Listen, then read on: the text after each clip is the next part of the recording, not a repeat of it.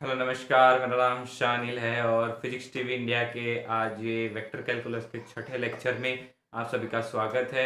और पिछले लेक्चर में हमने डाइवर्जेंस की बात की थी, तो आज के लेक्चर में हम कर्ल की बात करेंगे। तो curl of any vector field क्या होता है? तो डाइवर्जेंस के बारे में हमने बात की थी। तो डाइवर्जेंस क्या होता है कि भाई divergence of any vector field वो क्या है कि वो वेक्टर फील्ड कितना ओरिजिनेट कर रही है या कितना टर्मिनेट कर रही है, उसका मान हम उस डाइवर्जेंस से निकालते हैं। और डाइवर्जेंस हम किसी भी फील्ड का करेंगे तो हमें स्केलर फील्ड मिलेगी। तो यहाँ हम वेक्टर फील्ड ही अमूमन लेते हैं, वेक्टर पॉइंट फंक्शन से ही हम डिफाइन करते हैं सब कुछ। तो हम यहाँ पर बात करते हैं कर्ल की। कर्ल कर्ल की बात करते हैं। तो कर्ल क्या होता है? तो कोई भी लूप बन जाए, क्योंकि डाइवर्जेंस में हम अपने रे ऑप्टिक्स में पढ़ा होगा, ज्योमेट्रिकल ऑप्टिक्स में पढ़ा होगा कि भाई converging set of rays, diverging set of rays. तो converging set of ray, diverging set of rays क्या है कि भाई जब कॉन्केव लेंस या कॉन्वेक्स लेंस पर हम लाइट बीम को इंसिडेंट करते हैं तो वो कई बार डाइवर्ज करती है या फिर कन्वर्ज कर जाती है, कन्वर्ज करती है फिर डाइवर्ज कर जाती है। तो ये फोकस के अराउंड ही होता है। तो वो कहीं लूप यहाँ क्रिएट नहीं कर रही है, वो या तो ओरिजिनेट कर रही है या तो वो टर्मिनेट कर रही है, वो या तो उत्सर्जित हो रही है या तो नष्ट हो रही है। तो ऐसा सब कुछ डाइवर्जेंस में आता है। तो यहाँ कर्ल क्या है? तो कर्ल का हम यहाँ घुमाव देखते हैं कि कोई वेक्टर फील्ड कितनी घूम रही है, उसका घुमाव। जैसे एंगुलर वेलोसिटी होता है, एंगुलर मोमेंटम, वैसे सब जो एंगुलर पार्ट है जो घूम रहा है, हमारा वेक्टर फील्ड घूम रहा है थ्री डायमेंशन में, तो उसका मान हम यहाँ से curl of any vector point function की मदद से हम निकालते हैं। तो इसके लिए तो जैसे डाइवर्जेंस में कंडीशन होती थी कि भाई जो हमारा वेक्टर पॉइंट फंक्शन है वो कंटिन्यूअस और डिफरेंशिएबल होना चाहिए, तो ऐसा यहाँ भी होना चाहिए। तो हम कर्ल को कैसे डिफाइन करते हैं? कर्ल मतलब डेल क्रॉस एफ, ऐसे हम डिफाइन करते हैं। और ये हमारे जो नॉर्मल क्रॉस प्रोडक्ट आता है वैसा ही होता है, पर यहाँ जरा यहाँ पार्शियल डेरिवेटिव्स का कंसेप्ट अप्लाई हो जाता है, जिससे थोड़ा जरा एडवांस लेवल हो जाता है। तो हम ये कर्ल ऑफ एफ का मान कैसे निकालते हैं? मान लो हमारे पास एफ एक वेक्टर पॉइंट फंक्शन है। तो ये वेक्टर पॉइंट फंक्शन है, क्या है? एफ एक्स आई कैप प्लस एफ वाई जे कैप प्लस एफ जेड के कैप है हमारा वेक्टर पॉइंट फंक्शन।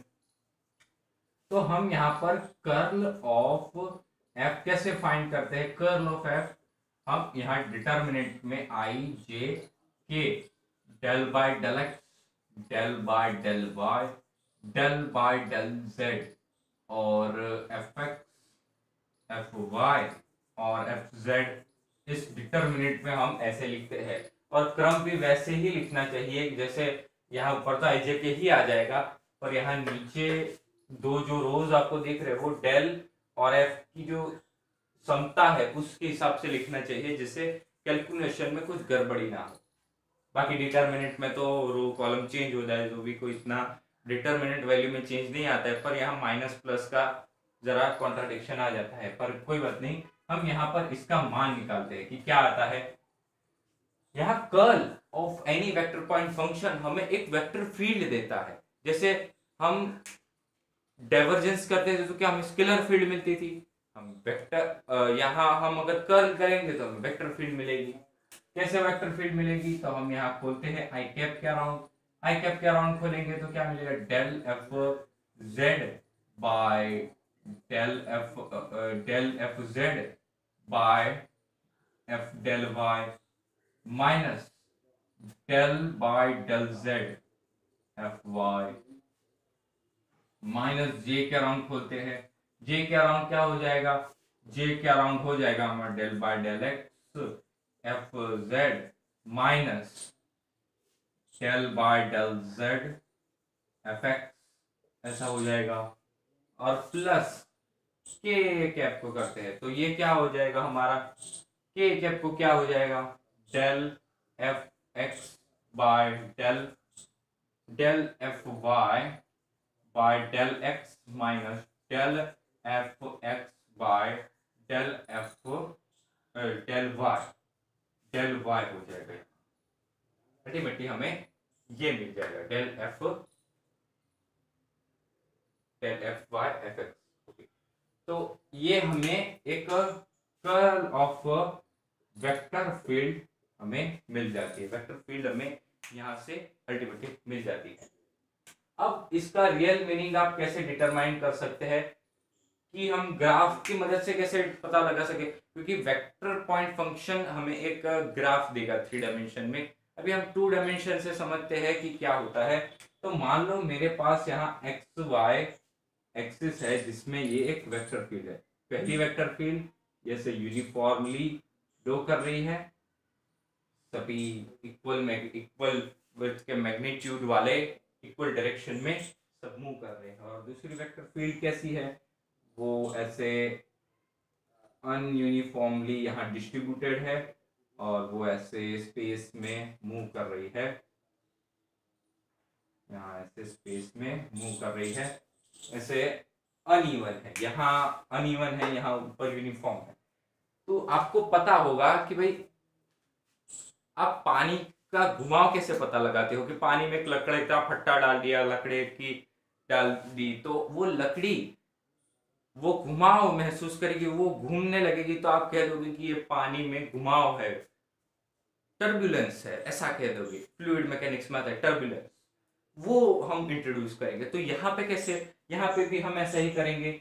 मान लो मैंने रखा यहाँ लकड़ी का पट्टा, यहाँ रख दिया, तो भाई यहाँ क्या होगा, इस पर फोर्स की हम बात करते हैं, फोर्स के टर्म्स में हम थोड़ा समझते हैं। तो यहाँ पर एक इस डायरेक्शन में फोर्स लगेगा और इस डायरेक्शन में फोर्स लगेगा, और ये दोनों तो इक्वल मैग्नीट्यूड के है, इसलिए नेट ये इस डायरेक्शन में ऐसे, यहाँ दोनों तरफ से मैं इक्वली खींच रहा हूं तो ये इक्वली ऐसे चला जाएगा।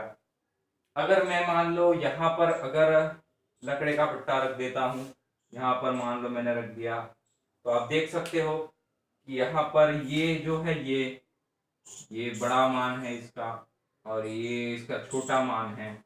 तो अल्टीमेटली क्या होगा कि ऐसे कर्ल कर जाएगा, ऐसे घूम जाएगा। कर्ल मतलब घुमाव, ये फील्ड कर्ली है। तो पहली वाली फील्ड के हमें कर्ल लिखना हो तो curl of F is equal to 0। पहली फील्ड का कर्ल टोटली 0 है। दूसरी फील्ड का हम कर्ल लिखना चाहे तो curl of F does not equal to 0। दूसरी फील्ड का कर्ल 0 नहीं है, कुछ तो कर्ल है हमारी फील्ड का, तो हम ऐसे डिफाइन करते हैं कर्ल को। और अमूमन आपने इलेक्ट्रोडायनेमिक्स में भी कुछ रोचक परिणामों को पढ़ा होगा, जैसे कर्ल ऑफ ई ये हो जाता है minus del P by del T, या फिर आप मैग्नेटिक फील्ड के टर्म्स में लो तो del B mu naught times J plus mu naught epsilon naught times del E by del T. हम ऐसा यहाँ पर लिख देते हैं। इसमें क्या होता है कि भाई एक जो हमारी फील्ड है उसके कंपेयर में दूसरी बदलती है। जैसे आप एक सोलेनॉइड लें, उस सोलेनॉइड से हमने गैल्वेनोमीटर कनेक्ट किया हुआ है, यहाँ ये सोलेनॉइड है हमारे पास, उससे हमने मान लो गैल्वेनोमीटर कनेक्ट किया हुआ है, और हम यहाँ से बाहर मैग्नेट है हमारा, उसको अंदर बाहर टाइम विथ टाइम हम ये चेंज करते रहते हैं। तो क्या होता है, यहाँ पर करंट इंड्यूस होता है, आई करंट इंड्यूस होता है। तो मैग्नेटिक फील्ड के चेंज से हमें इलेक्ट्रिक फील्ड मिल गई। तो वैसे ही अगर इलेक्ट्रिक फील्ड चेंज करे समय के साथ तो वो इंड्यूस करती है मैग्नेटिक फील्ड को।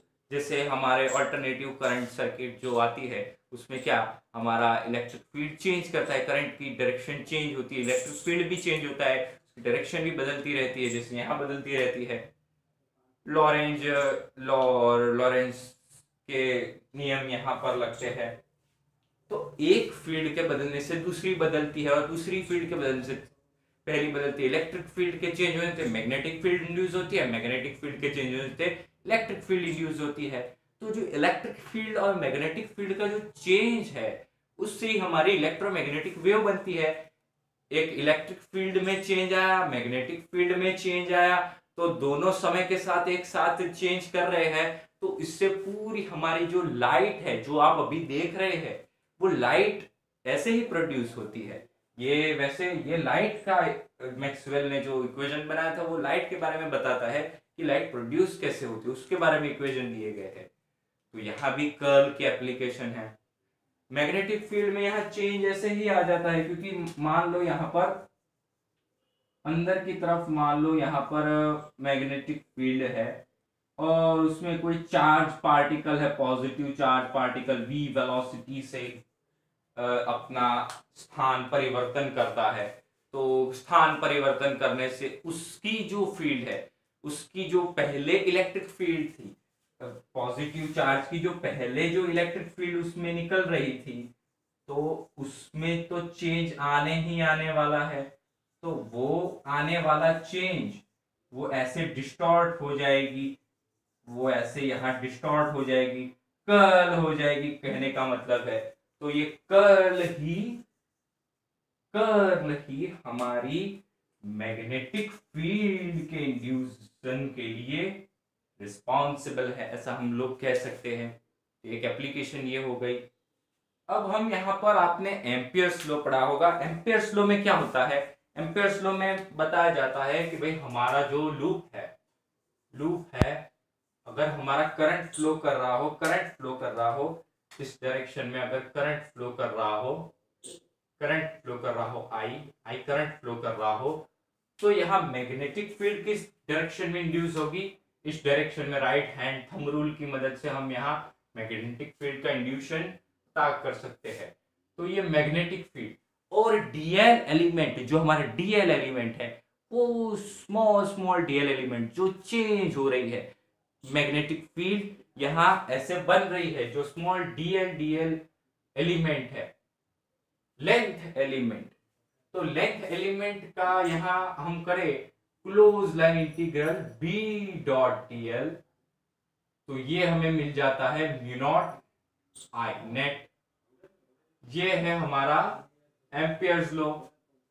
हम यहाँ पर करंट डिस्प्लेसमेंट की अभी चर्चा नहीं करें, म्यू नॉट एप्सिलॉन ये del phi by del T, ऐसा हम अब करंट डिस्प्लेसमेंट में नहीं जाते हैं। पर आप ऐसा समझ लीजिए कि इस जो हमारा जो ये रिंग मान लीजिए करंट, यहाँ अगर करंट यहाँ होगा तो मैग्नेटिक फील्ड यहाँ से निकलेगी। तो अल्टीमेटली आप समझो कि ये हम क्या close line integral B dot D, dot क्यों कर रहे हैं? क्योंकि यहाँ पर हम मैग्नेटिक फील्ड और डीएल एक ही उसमें ओरिजिनेट कर रहे हैं, एक ही डायरेक्शन। यहाँ कोई कर्ल की हम यहाँ बात नहीं कर रहे हैं, तो सिर्फ होल लाइन इंटीग्रेशन कर लिया हमने और म्यू नॉट आई नेट। वैसे हम यहाँ कर्ल को इंट्रोड्यूस कर सकते हैं, और वो कैसे करेंगे वो अभी हम आपको बताने जा रहे हैं कि हम यहाँ पर कर्ल को इंट्रोड्यूस कैसे करें और इस आइडिया को पूरा कैसे डेवलप करें, तो आपको समझ आए कि ये कर्ल की एप्लीकेशन और डीप लेवल कैसी हो सकती है। इस आइडिया को डेवलप करने के लिए हम यहाँ एक स्क्वायर रिंग लेते हैं।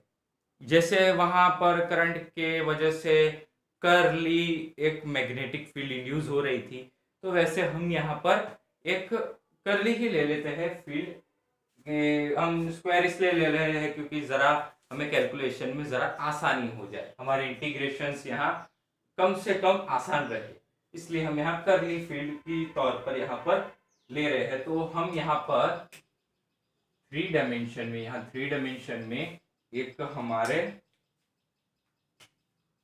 एक स्क्वायर,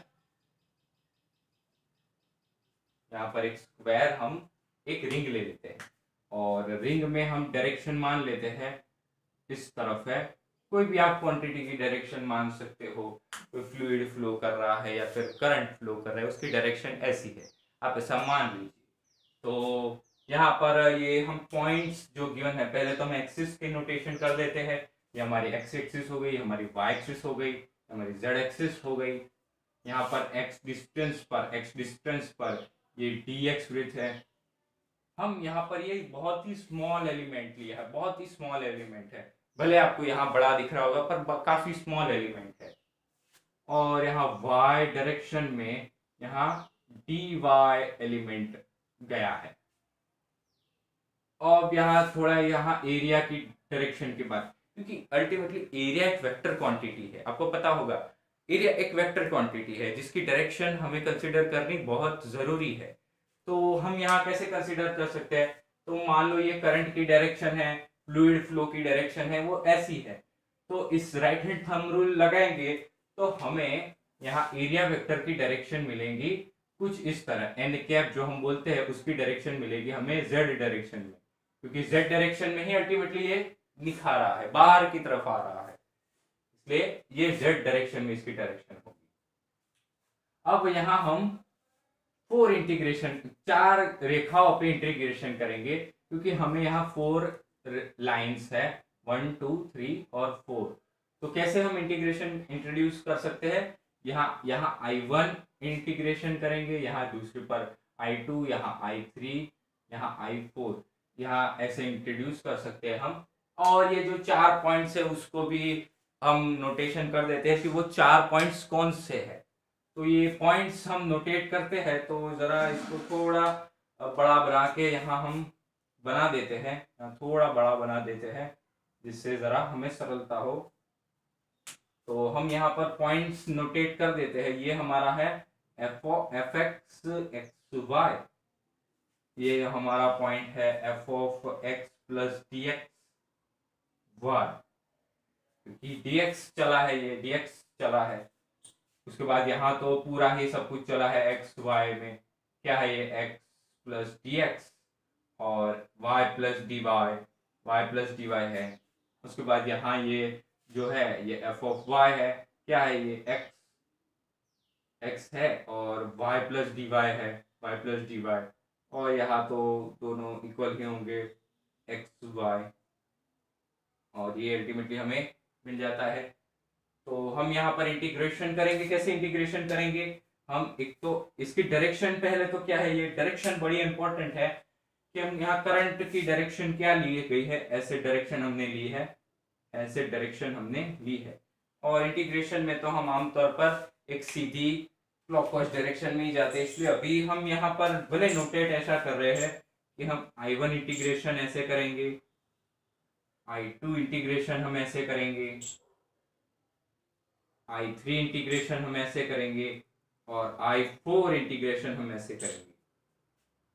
बाकी जो साथ में होगा उसे पॉजिटिव ले लेंगे और जो विरुद्ध होगा उसको हम नेगेटिव ले लेंगे। ये सिंपल कंसेप्ट है। और दूसरी बात, यहां हम एक टर्म इंट्रोड्यूस करना चाहते हैं कि भाई इसका ये जो y एक्सिस है, y में जो चेंज हो रहा है, rate of change of vector जो y में चेंज हो रहा है वो कितना है।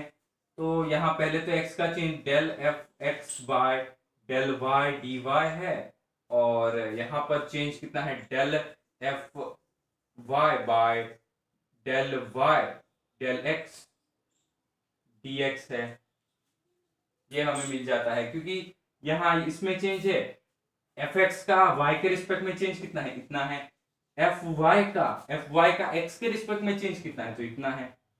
ये आपको अल्टीमेटली मिल गया, अल्टीमेटली आपको ये मिल जाता है। तो हम ये नोटेशन देख सकते हैं। अब आप ये सोचिए कि इस फील्ड का कर्ल क्या होगा। तो हम पहले तो यहाँ फंक्शन डिफाइन कर देते हैं। यहाँ एक फंक्शन हमारे पास है एफ ऑफ एक्स वाई के टर्म्स में, क्योंकि z तो यहाँ 0 है, z के में हमने, क्योंकि 3 डायमेंशन में अगर हम लेंगे तो जरा हमें कैलकुलेशन में थोड़ी कॉम्प्लिकेशंस आ सकते हैं, इसलिए हमने यहाँ सिंपल रखने के लिए 2 ही डायमेंशन लिए हैं, x और y। तो हम एक्स वाई में यहाँ इक्वेशन लिखे तो ये क्या होगा, एफ एक्स आई कैप प्लस एफ वाई जे कैप, और z तो यहाँ है ही नहीं, ये हमारा फंक्शन हो गया। तो अब हम इसका कर्ल फाइंड करें, कर्ल ऑफ f, इसको ध्यान रखिएगा बाद में रिजल्ट में काम आएगा। तो I J K del by del X del by del Y और डेल बाय डेल जेड, और ये होगा एफ एक्स एफ वाई और एफ जेड तो 0 है। तो अल्टीमेटली हमें मिल जाएगा, के कैप के अक्रॉस क्या मिल जाएगा, डेल एफ, यहाँ पर हमें मिल जाएगा del F Y by del X minus del F x by del Y. ये हमें अल्टीमेटली ये आपको आंसर अल्टीमेटली मिल जाएगा। ये curl of F, curl of F. अब हम यहाँ पर थोड़ा और एलिब्रेट करने का प्रयास करते हैं। ये हमारा कर्ल का पार्ट हो गया। अब यहाँ पर हम इंटीग्रेशन करना चाहते हैं, इंटीग्रेशन। तो इंटीग्रेशन में हम क्या करेंगे, इंटीग्रेशन हमारा क्या होगा, close line integration of F dot D L, F dot D L, ये हमारा आई हो जाएगा। और हमें यहाँ i1 i2 i3 डिफाइन करना, i1 i2 और i3 i4, क्योंकि 4 इंटीग्रेशन हम कर रहे हैं, 4 इंटीग्रेशन, क्योंकि लाइंस 4 है इसलिए हम 4 इंटीग्रेशन करेंगे। तो ये क्या हो जाएगा, f of x y with respect to dx, f of y क्या हो जाएगा, f of y ये हो जाएगा x प्लस डी एक्स, और ये हो जाएगा y का y और dy, अल्टीमेटली ये y के रिस्पेक्ट में है। यहाँ पर आमतौर पर y होना चाहिए, y आना चाहिए, और उसके बाद यहाँ fx ये वाला fx, ये नहीं तो ठीक ही है, fx क्या आ जाएगा, यहाँ x plus x y plus D Y और dx, और fy x y dy के रिस्पेक्ट में। या आमतौर पर आप यहाँ नोटेशन ना दे तो ही बेहतर रहेगा, कि यहाँ तो यही है और यहाँ x का है, या x में और y में है, तो हमने वहाँ उस हिसाब से वहाँ लिख दिया है। तो अल्टीमेटली हमें ये पॉइंट्स मिल चुके हैं। तो अब हम इसको इंटीग्रेट करेंगे। तो इंटीग्रेट में क्या है, आई, टोटल आई कितना है, टोटल लाइन इंटीग्रेशन होल, ये टोटल लाइन इंटीग्रेशन है, टोटल लाइन इंटीग्रल, ये टोटल लाइन इंटीग्रल है, टोटल लाइन इंटीग्रल है। तो i1 plus i2 minus i3 minus i4 कैसे हुआ ये, क्योंकि आप देख सकते हैं यहाँ नेगेटिव डायरेक्शन में है, यहाँ नेगेटिव डायरेक्शन में है, या फिर आप ऐसे भी समझ सकते हैं कि हमने डायरेक्शन कैसे ली है, एंटी क्लॉकवाइज। अब take x axis as positive, y axis positive, तो उसके अलावा जो डायरेक्शन में होगी, जैसे ये है पॉजिटिव y एक्सिस, ये है ये नेगेटिव x एक्सिस, ये नेगेटिव y एक्सिस, ऐसे आप नेगेटिव पॉजिटिव का रख सकते हैं। अब हम x वाली इंटीग्रेशन को साथ में लाएंगे, तो x वाले इंटीग्रेशन क्या हो जाएंगे, i1 हो जाएंगे और माइनस ये i1 और माइनस i3 हो जाएगा, और प्लस i2 माइनस i4 ऐसा हो जाएगा। थोड़ा पर यहाँ करते हैं तो यहाँ पर हमें मिल जाएगा i3 माइनस i1 ऐसा मिल जाएगा, प्लस i2 माइनस i4। अब ये कैसे क्यों किया हमने, तो थोड़ा जरा सिंप्लीफाई करने के लिए। अब यहाँ पर ये हमारे इंटीग्रल की वैल्यूज को रख दीजिए, तो हमें क्या मिल जाता है, ये हमें मिल जाता है i3 हमारा क्या है, fx X Y plus D Y, और dx तो बाहर ही ले लेंगे हम, और i1 क्या है हमारा, fx एक्स वाई और dx, और प्लस प्लस हम क्या है यहाँ लिख सकते हैं, प्लस यहाँ लिख सकते हैं हम y को f y x plus D x y, और minus f y x y D y, ऐसा हम यहाँ पर लिख सकते हैं। तो यहाँ ध्यान रखिए ये और ये क्या दर्शा रहा है, तो आप यहाँ पर देख सकते हैं कि ये पूरा, तो ये पूरा x और y के टर्म्स में हमें मिल गया। अब यहाँ आप देखिए, यहाँ आप देख सकते हैं कि ये fx और ये fx ये खत्म हो जाएंगे, इसलिए हमें अब fx का y के रिस्पेक्ट में चेंज देखना है।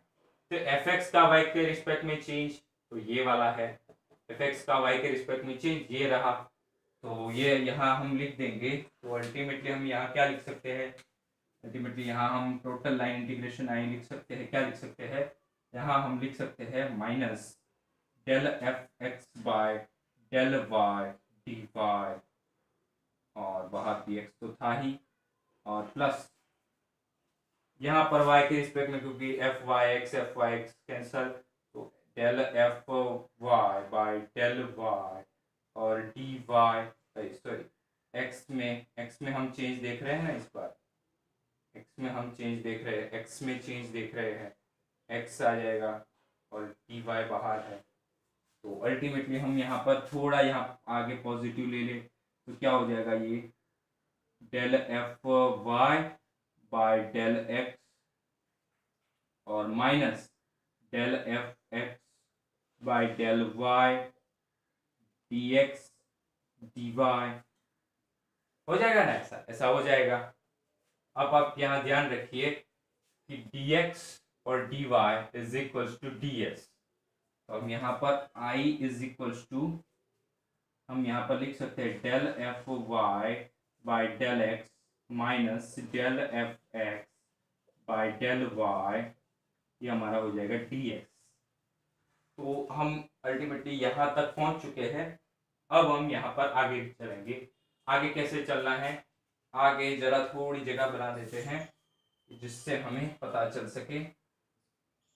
तो यहाँ पर हम लिखते हैं, तो क्या आ जाएगा, ये है पूरा टर्म, ये टोटल लाइन इंटीग्रेशन है, total line integration of F dot D L है, और ds नीचे छेद में चला जाएगा, ds छेद में। और यहाँ दूसरी बात के ds टेंड्स टू 0 है, इसलिए लिमिट ऐसी रख दी है, इसलिए ds आ गया, और इज इक्वल्स टू ds, और ये ds वेक्टर था, ये ds वेक्टर है पर इसका n कैप, यानी n कैप रखना पड़ेगा यहाँ n कैप, और यहाँ पर आ जाएगा ये वाला टर्म, ये वाला पूरा term del F Y by del X minus del F x by del Y, ये हमें मिल जाएगा।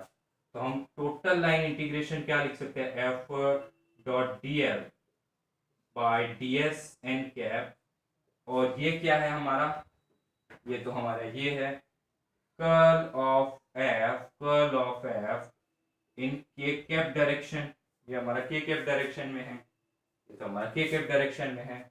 तो अल्टीमेटली हमें बड़ी सरलता से ये रिजल्ट प्रूव कर दिया।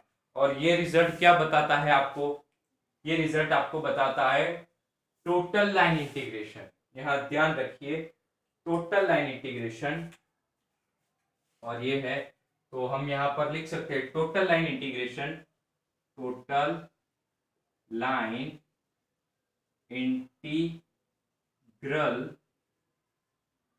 Per unit cross section, per unit cross section, ये हम यहाँ पर बड़ी सरलता से बोल सकते हैं कर्ल ऑफ एफ की डेफिनेशन कि total line integral per unit cross section, ये हमें मिल जाता है curl of the vector field, तो आशा रखता हूँ ये पूरा आपको जो डेरिवेशन है वो समझ में आया होगा। और अल्टीमेटली आपको सिर्फ यहाँ करना कुछ नहीं है, यहाँ पहले तो कर्ल निकाल दीजिए इसका, और फिर इसको तो पूरा लाइन इंटीग्रल निकाल दीजिए। और यहाँ पर मेन ध्यान रखने वाली बात है, क्योंकि हम x के रिस्पेक्ट में देख रहे हैं, क्योंकि यहाँ y के रिस्पेक्ट में देख रहे हैं, इसलिए y का इक्वेशन, x के रिस्पेक्ट में देख रहे हैं तो यहाँ x के रिस्पेक्ट में तो x वाला इक्वेशन, क्योंकि x के रिस्पेक्ट में y कितना चेंज हो रहा है, तो इतना चेंज हो रहा है, और y के रिस्पेक्ट में x कितना चेंज हो रहा है, तो वो यहां आएगा। तो अल्टीमेटली हमें ये पता चल चुका है कि ये क्या हो सकता है। तो आशा रखता हूं आपको ये पूरी प्रस्तुति हमारी समझ आई होगी। अगर आपको ये वीडियो पसंद आया है तो इस वीडियो को लाइक कीजिए, शेयर कीजिए और चैनल को सब्सक्राइब कर दीजिए। तो मिलते हैं नेक्स्ट वीडियो में, तब तक के लिए गुड बाय।